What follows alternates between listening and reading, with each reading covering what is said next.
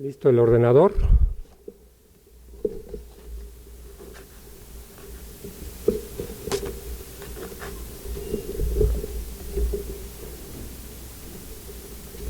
Bueno, entre tanto, como ustedes saben, estamos en vísperas de recordar el sismo de 1985.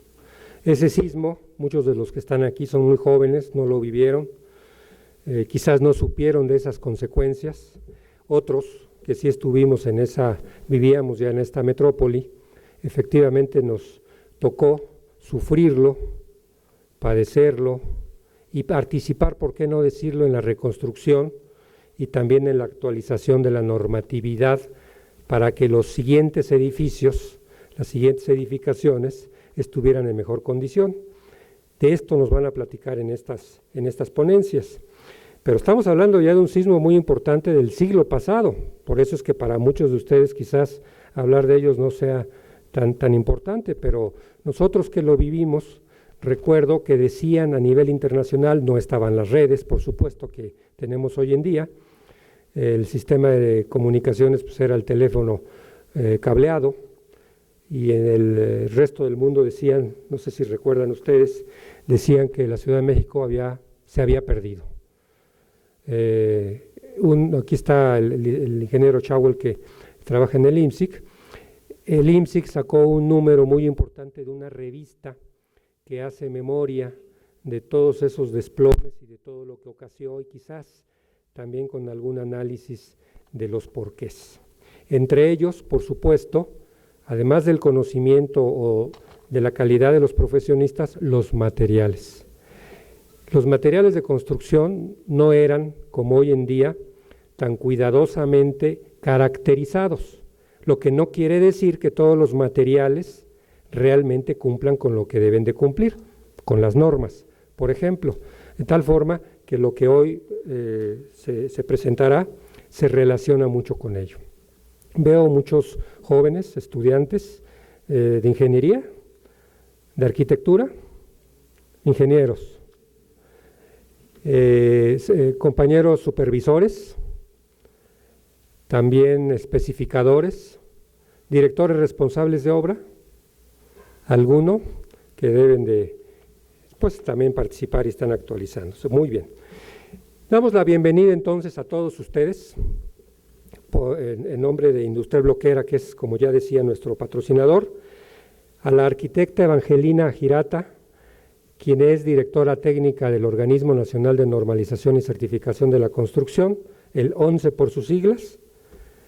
Bienvenida, Evangelina.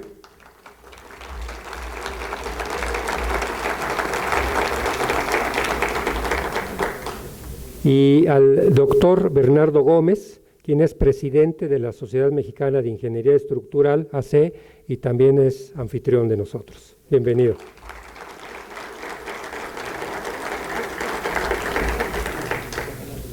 Las organizaciones que ellos representan, así como el propio CENAPRED y el Colegio de Ingenieros Civiles de México, se han organizado precisamente para poder llevar este conocimiento a todos nosotros. La normatividad aplicable a edificaciones de mampostería, como ustedes saben, a raíz de los sismos del 85 se actualizaron una serie de reglamentos de construcción en nuestro país. El reglamento de construcciones nuestro de la ciudad se gestó allá en el año 99, el vigente, se publicó en el 2004, tuvo una ligera actualización hace poco, pero realmente el contexto del reglamento sigue siendo el mismo. En él, quien lo conozca, quien lo haya leído, vale la pena recordar que el artículo 200 del reglamento hace obligatorias a todas las normas mexicanas NMX que se estén involucradas en una obra en particular. Las normas oficiales mexicanas, las NOM, que son regulaciones de por sí, no habría por qué refrendar su obligatoriedad. Así que, dicho esto, no sé si quieren hacer algún comentario, Bernardo, por favor.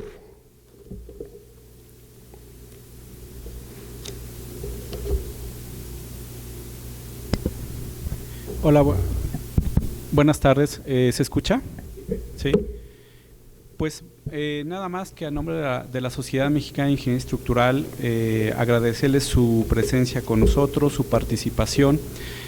Como ya comentó el arquitecto Bucio, este es un evento que particularmente va a estar enfocado a la normatividad de estructuras básicamente de mampostería, que son las estructuras que mayoritariamente se construyen no solamente en la Ciudad de México, sino en el país, y para las cuales en muchas ocasiones, a pesar de lo frecuente que son estas estructuras, la ignorancia o el desconocimiento de la normatividad en sus materiales componentes es muy grande en el medio. No solamente en términos del diseño y qué es lo que le compete a la Sociedad Mexicana de Ingeniería Estructural, sino también en cuanto a la supervisión, a la certificación de los materiales, y en muchas ocasiones pensamos que utilizar un block cemento arena es lo mismo aquí que en Guadalajara, que en Monterrey, que en cualquier otra parte del país, y no es así. De ahí la importancia de que estos temas se toquen con la profundidad con la que se van a tratar el día de hoy, y con lo cual pues se cumple uno de los compromisos de la sociedad de difundir el conocimiento técnico de los materiales que se utilizan en la ingeniería estructural. También mencionar nuevamente y enfatizar que este curso que vamos a tener el día de hoy se inscribe dentro de los eventos que ya forman parte de la conmemoración del 30 aniversario del sismo de 1985. En particular, este evento es el segundo que organiza la sociedad. El primero ya tuvo lugar en Chiapas, este es el segundo. Próximamente tendremos otros eventos preparativos a la conmemoración formal que tendremos en septiembre, a la cual están todos ustedes invitados. Y también están invitados a la reflexión, porque es el evento que tuvimos hace 30 años, pues no solamente cambió en términos de la imagen y de la forma, el tipo de edificaciones que se empezaron a hacer en la Ciudad de México, sino también creo que cimbró desde los cimientos a la ingeniería mexicana como tal. Por eso es importante que no olvidemos y que recordemos que estos eventos nos pueden ocurrir en cualquier momento, y que está en nuestras manos el poder prevenirnos o el poder prevenirlos de una forma racional a través de un buen diseño estructural. A mí no me resta más que agradecer a Industrial Bloquera por el patrocinio que están haciendo de este evento en particular, y también agradecer a otros de nuestros miembros institucionales como el 11, representado aquí por Evangelina, al CENAPRED, que nos apoyó con la presentación de Leonardo Flores, al mismo Colegio de Ingenieros Civiles de México, que es nuestro anfitrión y que nos da condiciones particulares y especiales para que este tipo de eventos se puedan realizar, y a nombre de la Sociedad Mexicana de Ingeniería Estructural agradecerles nuevamente su participación y el recordarles que las puertas de la sociedad están abiertas para que este tipo de eventos pues los podamos seguir organizando en conjunto y en beneficio de la ingeniería estructural en México. Muchas gracias. Muchas gracias.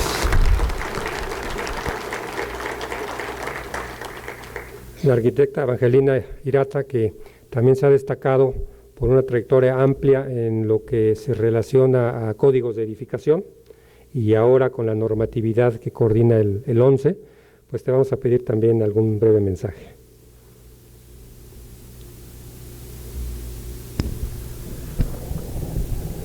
Sí, buenas tardes. Pues muchas gracias, Franco, por la presentación.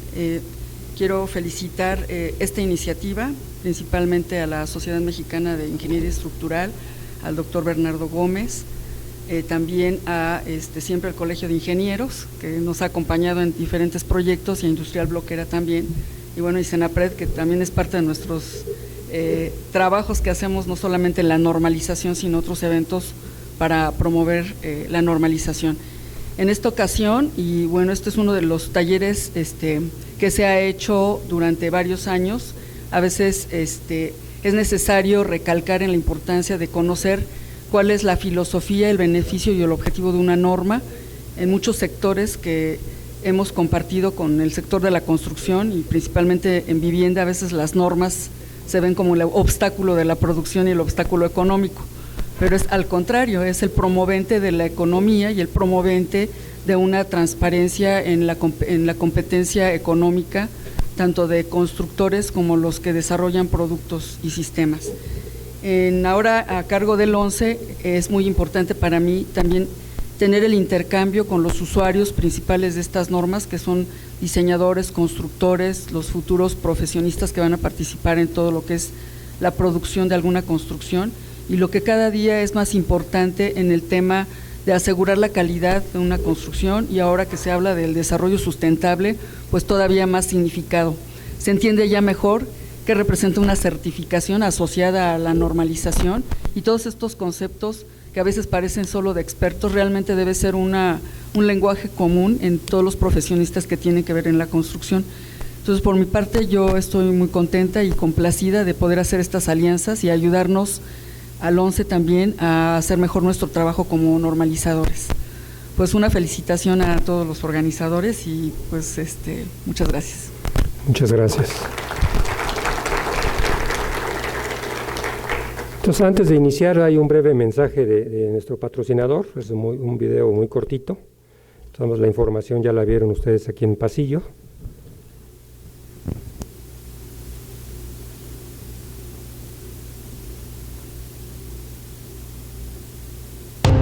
Innovación, procesos inteligentes, eficiencia y control. Desde 1965 hemos trabajado para ofrecer productos y servicios de la más alta calidad. Contamos con una infraestructura sólida, con una capacidad de producción mensual de 3 millones de bloques de concreto y 10,000 toneladas mensuales de mortero. Y es gracias a esta calidad y a la evolución de nuestros productos que nos hemos convertido en un referente para la construcción, ofreciendo soluciones prácticas e innovadoras. Somos una empresa orgullosamente mexicana, Industrial Bloquera Mexicana, comprometidos con la calidad de la mampostería.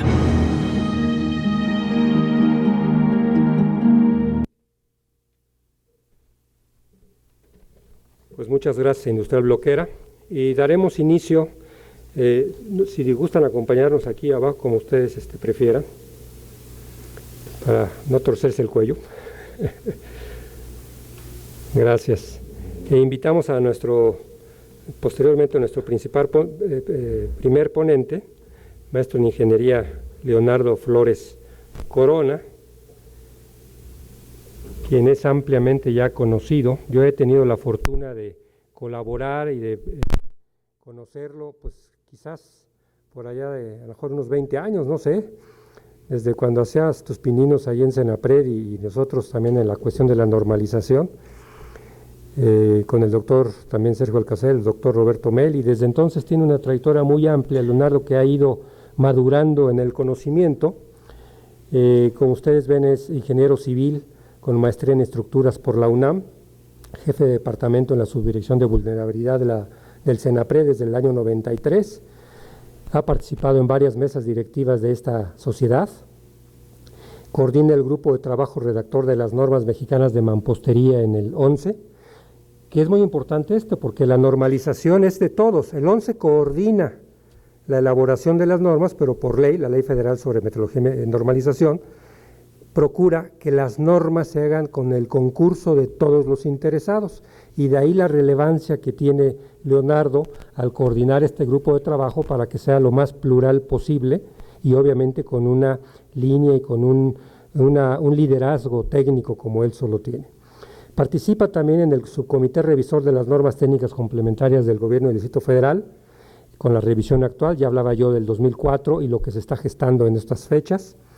Imparte el curso de mampostería en la Facultad de Estudios Superiores de Acatlán al nivel maestría y en la Facultad de Ingeniería en la UNAM en especialidad. Leonardo, pues muy breve, te reconocemos y tienes pues prácticamente 30 minutos. Si nos excedemos, empezaré como los árbitros a sacar tarjetas. Adelante.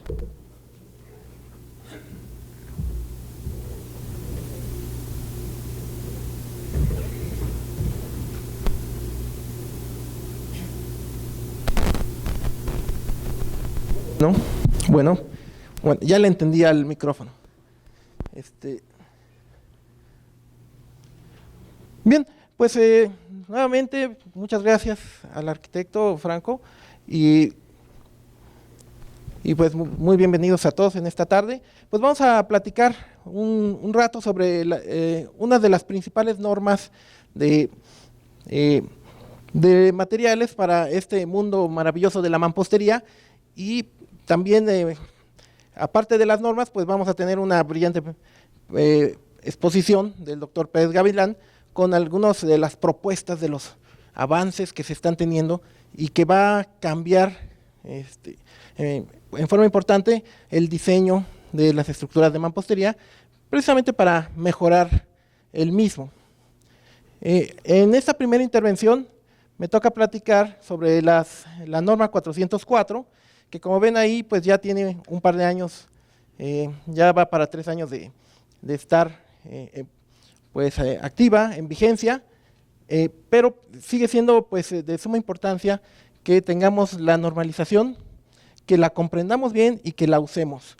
Y esto pues nos va a llevar, como ya me han antecedido en este concepto, a tener estructuras, a tener pues elementos para que tengan calidad y que tengan una adecuada seguridad estructural. Bueno, siendo la primera presentación, pues que cabe hacer un poco esta distinción entre lo que es la norma oficial mexicana y las normas mexicanas. Esto lo pueden consultar en la página del 11. La NOM es una regulación técnica que se ejerce sobre materiales, productos, procesos o métodos. Estas están relacionadas con la seguridad, salud y protección del medio y al consumidor. Su observancia es obligatoria. Y las normas mexicanas, que creo tendrán unos 20 años, 15 años, que parte de las, antes todas eran norma oficial mexicana, pero se hizo un cambio y se transformaron muchas de ellas en norma mexicana, que son estas especificaciones para la calidad de productos, procesos y sistemas. Queda a cargo de organismos de normalización y son de observancia voluntaria. Ambas pues son de aplicación a nivel de todo el país, ya no estamos nada más concentrados en la Ciudad de México o alguna ciudad importante, sino de todo el país. Y como vemos es voluntario. Sin embargo, si un reglamento de construcción cita una norma mexicana, la vuelve obligatoria. También ya lo había mencionado el arquitecto.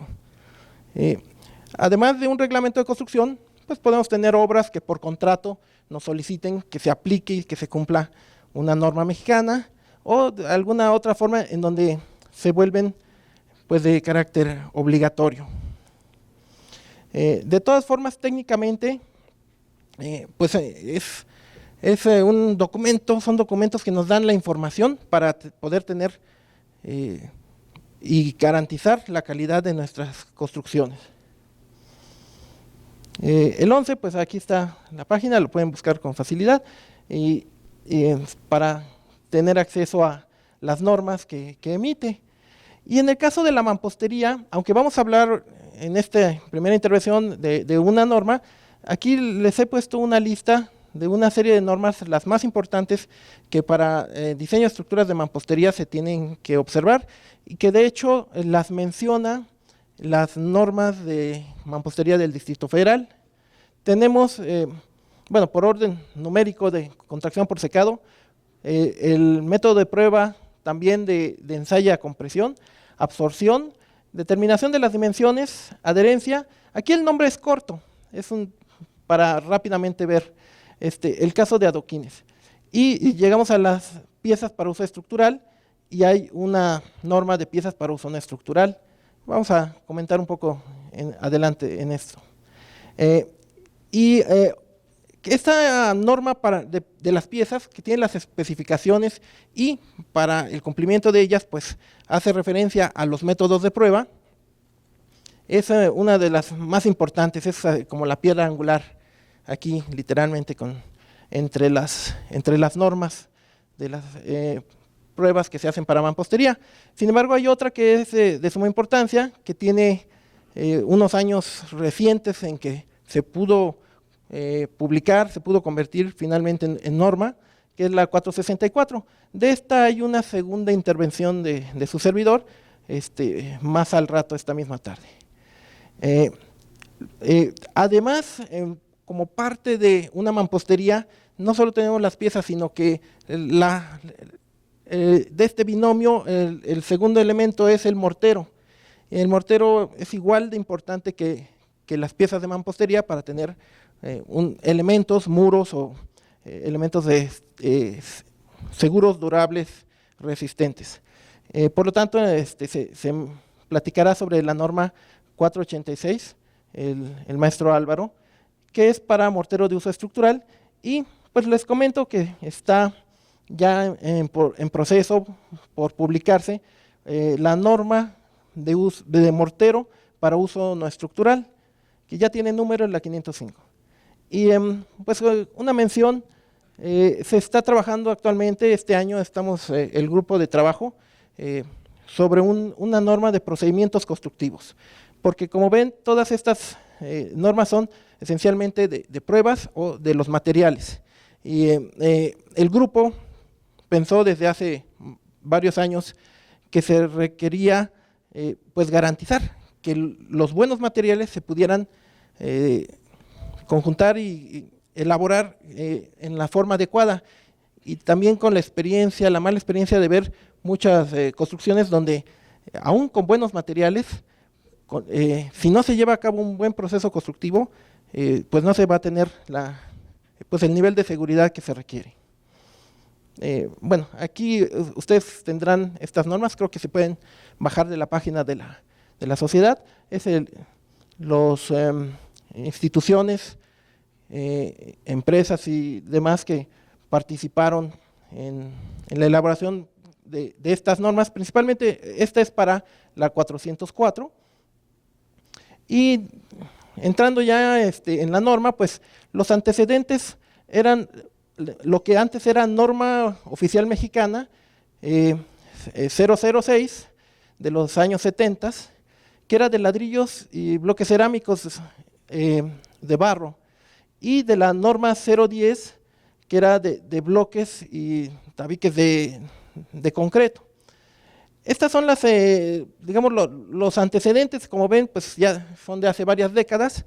Se manejaba por separado, y de hecho en reglamentos de otros países se maneja toda la cultura, todo el desarrollo, por ejemplo, de bloques de concreto.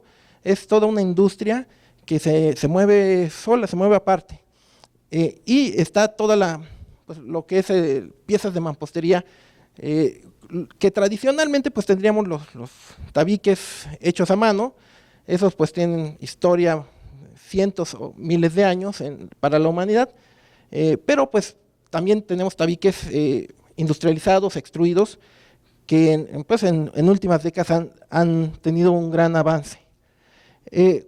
Desde los finales de los 90, pues se realizó y se conjuntó una nueva norma que por la numeración le tocó ser la 404, en donde se conjuntaron estos dos materiales, ya que en general, pues el uso, la finalidad y los procedimientos de ensayo pues son muy cercanos, son compatibles. Entonces se hizo esta norma donde ya se conjuntaron todos los tipos de piezas de mampostería. Otro de los grandes avances que se tuvo, principalmente en México, para conocer el comportamiento de la mampostería, se dio pues, en la UNAM, en el Instituto de Ingeniería, en los años 70. En esa época se empezaron a hacer muchos ensayos, programas muy intensivos de ensayos experimentales, que comenzaron con el muestreo pues, de las piezas, bloques y tabiques que se fabrican principalmente para uso del Distrito Federal, en las cercanías en el Valle de México. Y pues se elaboraron pues, cientos de ensayos en varias etapas, en varias pruebas, en varios programas experimentales. De aquí, pues el ensayo a compresión, absorción, peso volumétrico y demás, fueron la base con lo que se planteó el primer norma técnica complementaria, que en el reglamento se publicó en el año 1976. Por aquí tengo algunas referencias. Se ensayaron varios cientos de piezas a compresión, pilas a compresión y muretes a compresión diagonal. De esto platicaremos en la otra intervención que tengo. Y también se hicieron muros a tamaño natural. De todo ello se calibraron fórmulas de diseño y hasta nuestros días, 40 años después, estamos usando las mismas fórmulas, los mismos conceptos y ecuaciones calibradas con ensayos de este tipo que fueron hechos en estos años. Bueno, esta nada más me van a creer que es una tabla con cifras, no se alcanza a ver, pero alcanzan a ver unos esquemitas de unas piezas muy esquemáticos, unos bloques de concreto, unos tabiques de arcilla extruida, huecos o macizos y tabicones. Se hicieron estudios en para distintas fábricas, se muestraron entre 15 y 20 fábricas de piezas de mampostería, de arcilla, y también como unas 12 bloqueras de la época, y se hizo un amplio programa experimental en donde se obtuvieron valores de resistencias a compresión, de coeficientes de variación, es decir, se obtuvo por la distribución probabilista de los resultados, además de conocer absorción y pesos volumétricos. Aquí vemos uno de los planteamientos. Este está en una referencia de Roberto Meli en una revista de ingeniería de los años 70, en donde se toma el planteamiento y el criterio que se adoptó para tomar la resistencia de las piezas.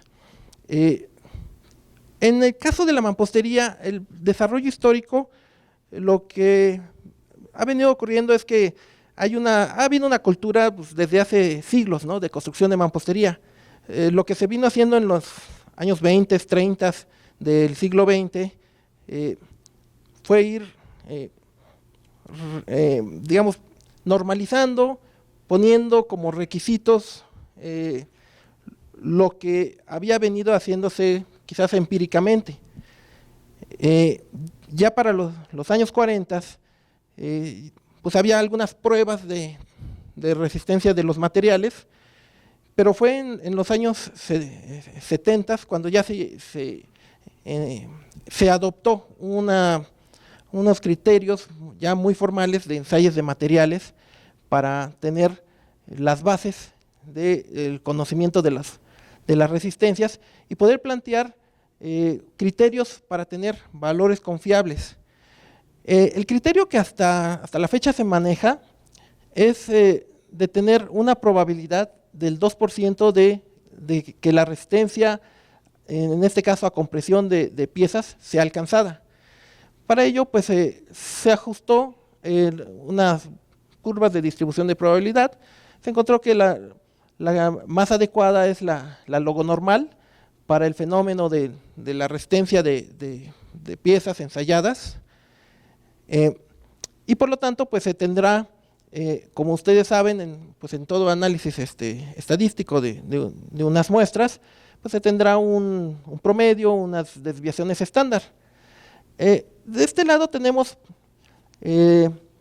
la forma teórica en que tendríamos un valor de diseño, y aquí se le va a llamar X asterisco, que es como se adoptó este símbolo del asterisco, que serían valores ya para diseño.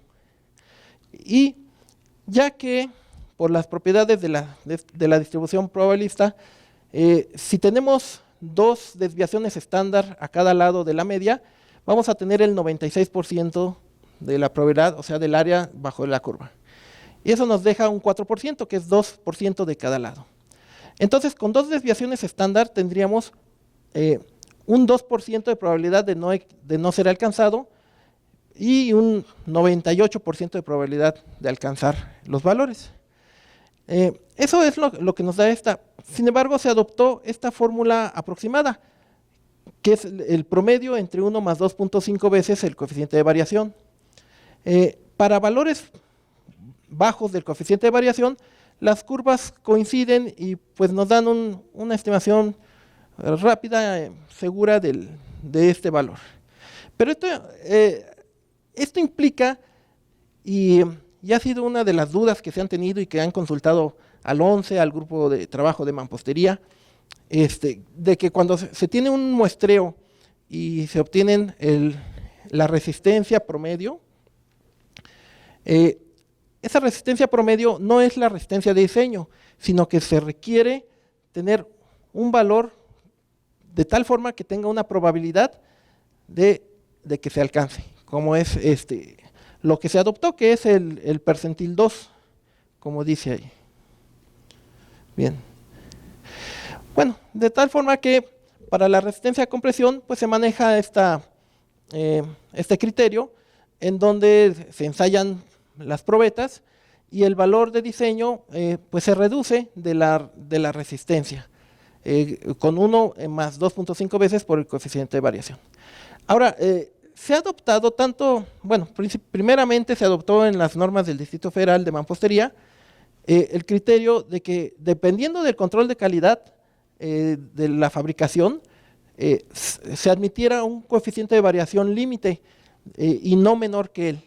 En las normas mexicanas, pues, se retomó este mismo criterio y para plantas que tienen control de calidad se admite valores bajos, pero mientras tengamos menos confianza, menos información y menos calidad en la construcción, como pueden ser piezas de uso artesanal, se pide un valor mayor. ¿De dónde salieron estos valores? Pues de esa tabla que no se veía, de estudios estadísticos, de una gran fuente de información de las mamposterías. Sí es cierto que sería bueno, después ya de 40 años, repetir esos estudios y pues tener algo más de información más actualizada. Ahora, esa información fue tomada aquí pues para la Ciudad de México. El problema es que se adopte en todas partes del país. Seguramente las tendencias son similares, pero lo ideal es que en cada región o en cada estado pudieran tener estudios parecidos para calibrar sus propios valores. Bien, entrando a la norma, después de ver estos antecedentes,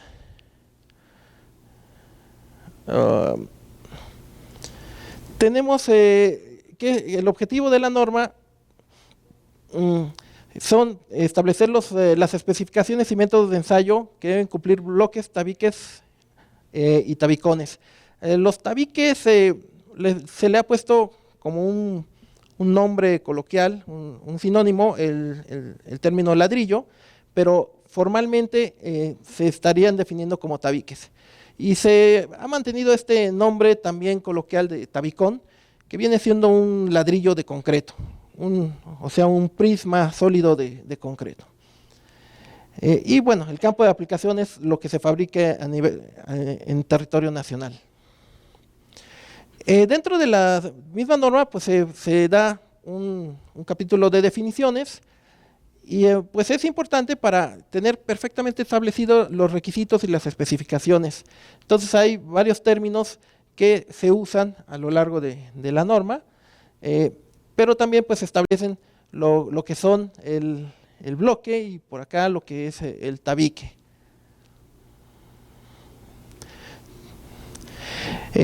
Dentro de las primeras datos que se tienen que especificar es la geometría.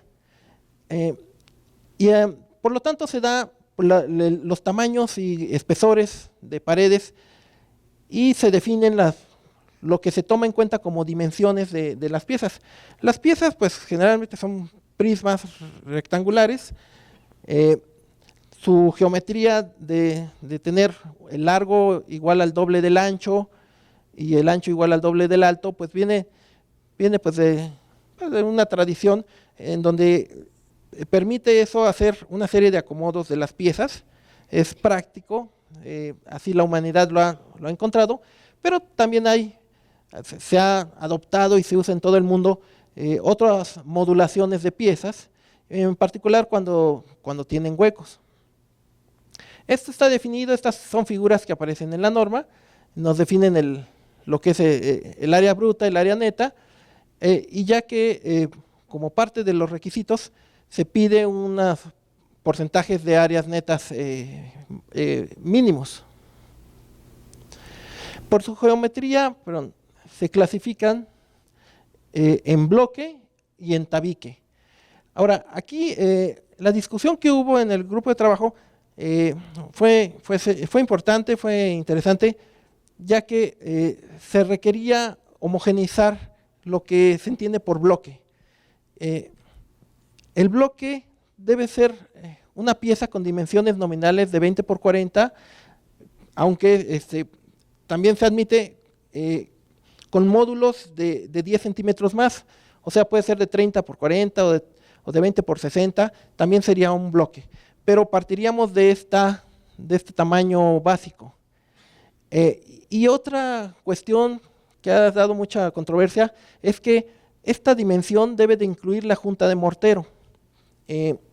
Y aquí pues hay diferencias en fabricantes en todo el país, porque en algunos casos se fabrican piezas precisamente de 20 por 40 y con la junta de mortero de 1 centímetro quedan de 21 por 41, mientras que otros lo hacen de 19 por 39 y ya con la junta queda el módulo de 20 y de 40. El tabique viene siendo una pieza de dimensiones menores que las del bloque. Y por materiales se clasifica en piezas de arcilla, de concreto y de otros materiales. Se han llegado a acercar al comité de la norma iniciativas de incluir otros tipos de piezas y de que si se puede modificar la norma pues para darles cabida. La verdad es que esta norma se ha planteado para los tipos de materiales que predominan más en todo el país e incluso en todo el mundo, que yo creo que las estructuras de mampostería con arcilla y con concreto pues será el 99% del uso de este tipo de piezas. De hecho, otras piezas pues ya se trabajaron fuera del grupo de mampostería, se han trabajado otro tipo de materiales como unos, digamos, bloques estabilizados con cal, de un tipo, digamos, como adobe, pero estabilizado. También hay otra iniciativa de mamposterías de concreto celular, pero que tienen características pues muy diferentes a las de las piezas. Entonces, la recomendación era hacer unas normas especiales para ellas. Entonces, pues bueno, se sigue manejando estos dos tipos básicos de material. Se deja abierto la posibilidad de otros materiales. En cuanto a la geometría, pues se distinguen dos tipos de piezas, macizas y huecas. Las macizas son las que tienen más del 75% del área hueca, del área sólida. Es decir, no solo macizo es la que no tiene ningún hueco, sino que puede tener algunos huecos siempre y cuando el área sea mayor del 75%. Y en el caso de las huecas, se da un límite mínimo del 50%. Para uso estructural, no podemos tener menor del 50%. Esta definición se usa en varios países, aunque varía un poco. En algún país se usa el 80%, en algún otro quizás baja al 45%, admiten el área. Lo importante es que por ser de uso estructural, se ha limitado estas dimensiones para establecer un cierto comportamiento de la mampostería, principalmente cuando está sometido a efectos de fuerzas extraordinarias como en un sismo, ya que un muro de mampostería de piezas huecas durante un sismo se degrada un poco más rápidamente que uno de piezas macizas. De todas formas, si se diseñan correctamente, ambos sistemas cumplirían con el nivel de seguridad requerido. Pero si se toman ciertos valores diferentes de diseño, distinguiendo si son macizas o son huecas.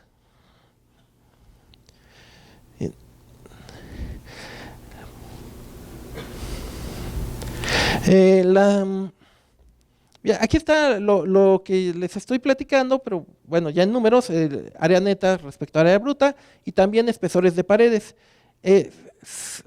Recientemente, en décadas recientes, se ha dado mucho énfasis al uso de piezas multiperforadas que tienen ciertas características también muy particulares que pues ayudan a un buen comportamiento. Entonces son también opciones y se dan las características, los espesores mínimos de las paredes internas de estas piezas multiperforadas. Vienen ejemplos de piezas multiperforadas.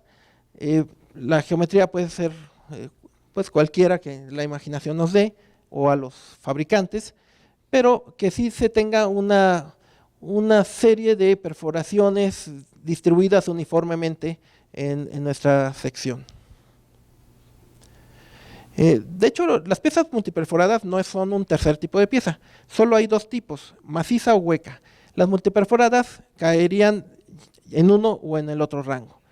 Entonces se dan las características, se dan los tamaños de las piezas, los espesores. Bien, esto ya lo mencioné, las dimensiones, aquí están los textos que vienen en la norma, como lo redactó el grupo de trabajo. El bloque es una pieza con largo nominal de 40 milímetros o mayor en módulos de 10 centímetros y altura de 200. Y esto incluye la junta de albañilería. También se especifica una dimensión de fabricación, que en este caso pues, sería restando el espesor de la junta, por lo tanto normalmente tendríamos de 19 por 39.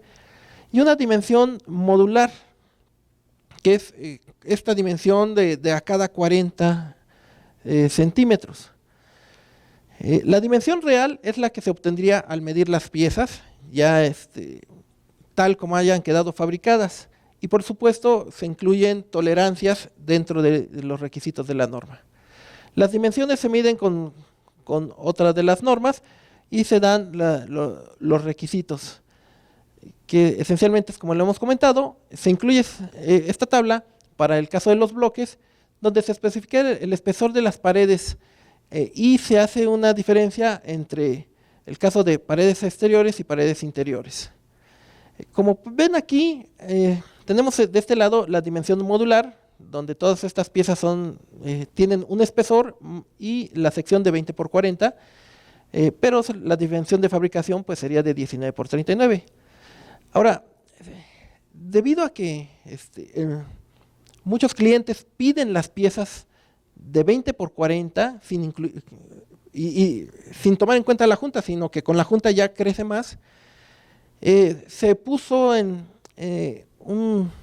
una salvedad, un párrafo en donde se admitía que se podían, de común acuerdo con el cliente, tener piezas de diferente tamaño. La intención era ir dando esta posibilidad durante algunos años para que toda la industria se fuera homogenizando en esto de la dimensión de los bloques. Y bueno, en el futuro tener ya todos homogenizados a estas dimensiones de fabricación.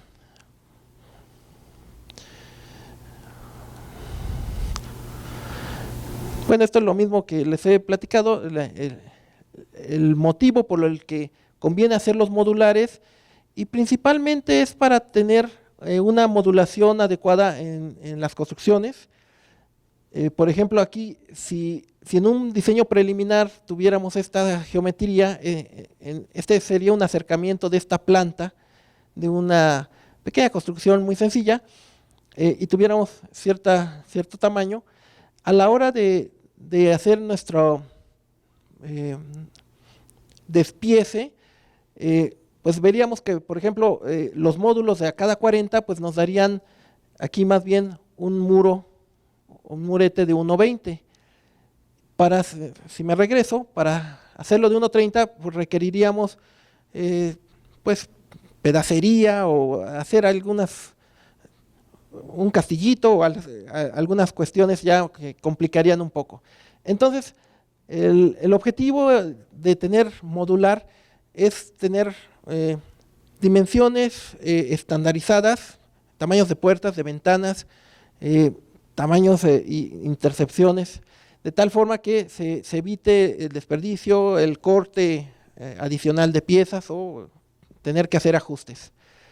Hay otro aspecto que es cuando se refuerza la mampostería, en el caso de refuerzo interior, pues la posición del acero que se debe de dejar desde la cimentación también es un problema constructivo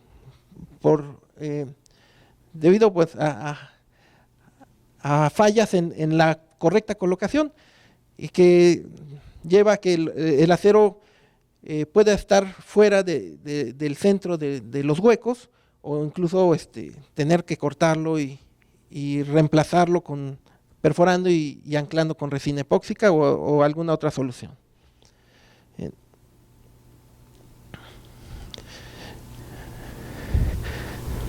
La siguiente.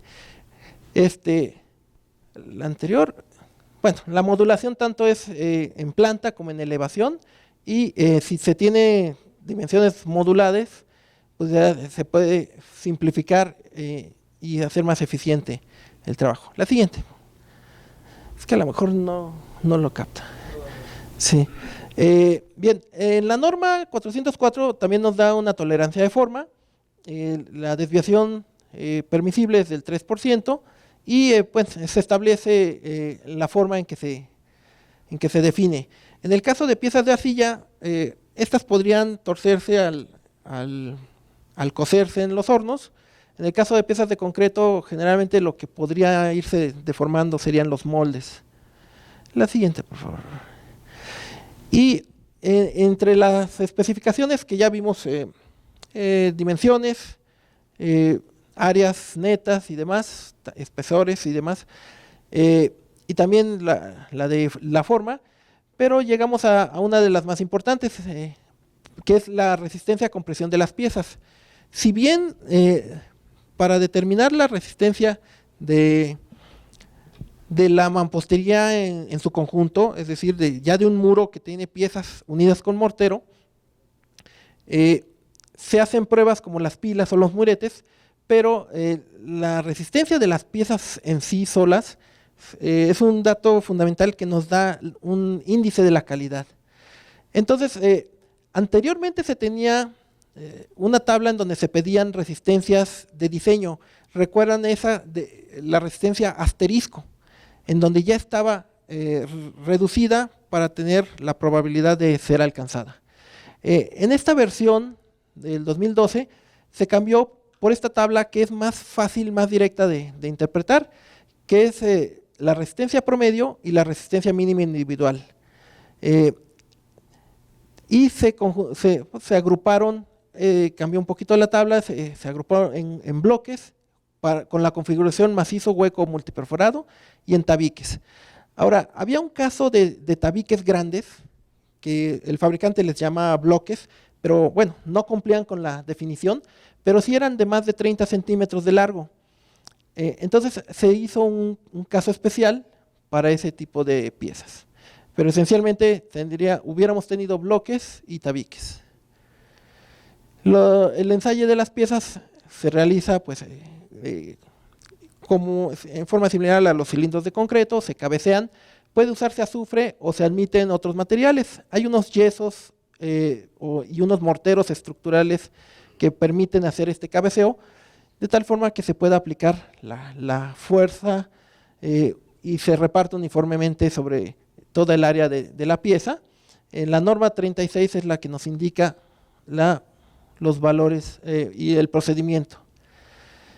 Esta era la tabla que estaba en la versión del 2005, en donde se pedía estos famosos 60 kilos, por ejemplo, para el bloque de concreto.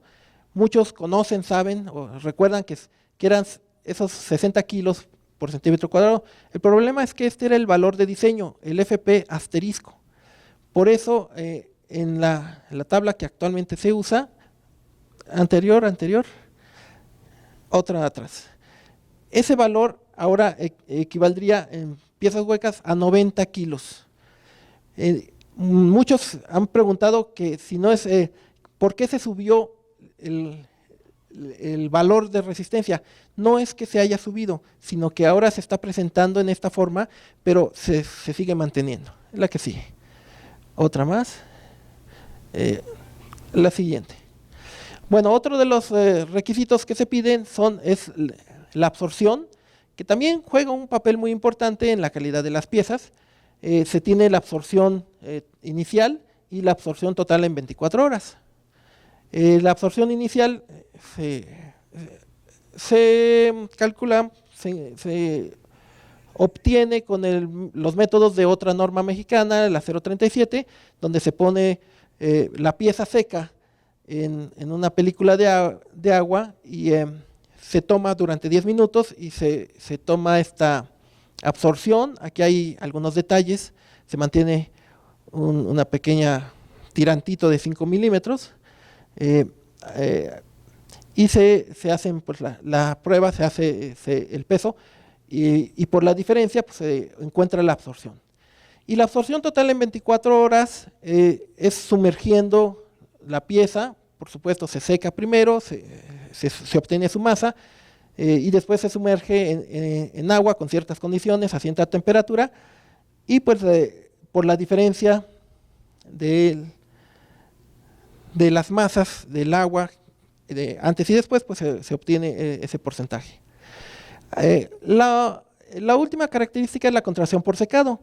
Se pide un valor de 0,065% y esta se encuentra con la norma mexicana 024.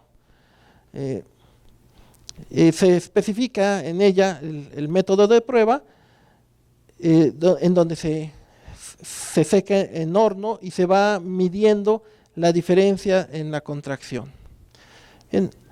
Lo último que tenemos de esta norma es el muestreo, el capítulo 8, en donde se pide que las muestras, que es el número de piezas para hacer las pruebas de resistencia, de absorción y de contracción, se tome una muestra por cada 10,000 piezas en la producción de una planta, o 2 muestras hasta 100,000 y una por cada 50,000 en producciones mayores a 100,000. Pero también una cuestión importante que está plasmado, habría que ver qué tanto ya se ha llevado a la práctica, a la realidad, es que se haga el muestreo en obra para control de calidad. Así como estamos acostumbrados a que en las obras se muestreen los cilindros de concreto, se llevan al laboratorio y se ensayan para tener pues la certeza de que lo que se colocó, se construyó, tiene la calidad requerida. Así también en mampostería se debe de tener un muestreo en obra. Se